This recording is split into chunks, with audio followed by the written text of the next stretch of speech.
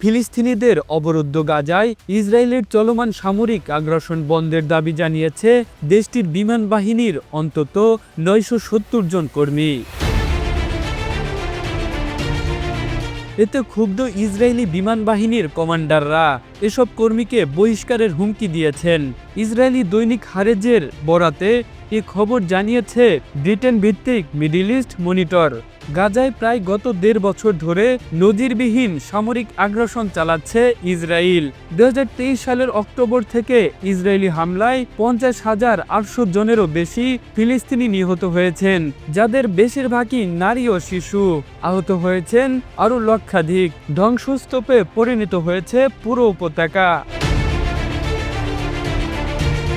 হারেজের প্রতিবেদন মতে, সম্প্রতি ইসরায়েলি বিমান বাহিনীর প্রায় ৯৭০ জন কর্মী গাজায় সামরিক আগ্রাসনের বিরোধিতা করে একটি চিঠিতে স্বাক্ষর করেছেন। তবে তারা পদত্যাগের হুমকি দেননি।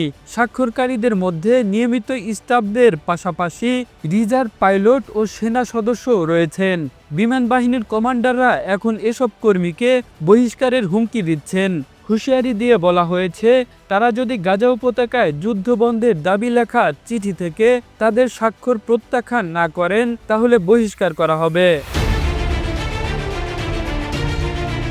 হারেজ জানিয়েছেন, বিমান বাহিনীর জ্যেষ্ঠ কর্মকর্তারা চিঠি স্বাক্ষরকারীদের ফোন করে করে গাজা যুদ্ধ নিয়ে তাদের আপত্তি প্রত্যাহারের জন্য চাপ দিচ্ছেন। কমান্ডাররা বিমান বাহিনীর কর্মীদের বলেছেন, তারা যদি কর্তৃপক্ষের নির্দেশ মেনে চলতে অস্বীকৃতি জানায়, তবে তাদের বরখাস্ত করা হবে। তবে কমান্ডারদের এই হুমকি কাজে আসছেন না। হারেজের মতে, হুমকির পর এখন পর্যন্ত মাত্র ২৫ জন স্বাক্ষরকারী চিঠি থেকে নাম প্রত্যাহার করতে সম্মত হয়েছেন। অন্যদিকে নতুন করে আরও ৮ জন কর্মী চিঠিতে নাম দেওয়ার অনুরোধ জানিয়েছেন। চিঠি স্বাক্ষরকারী বিমান বাহিনীর অফিসার্স ও পাইলটরা বলেছেন, গাজায় সামরিক আগ্রাসন চালানো হচ্ছে রাজনৈতিক স্বার্থে। এর সঙ্গে ইসরায়েলের নিরাপত্তার কোনো সম্পর্ক নেই।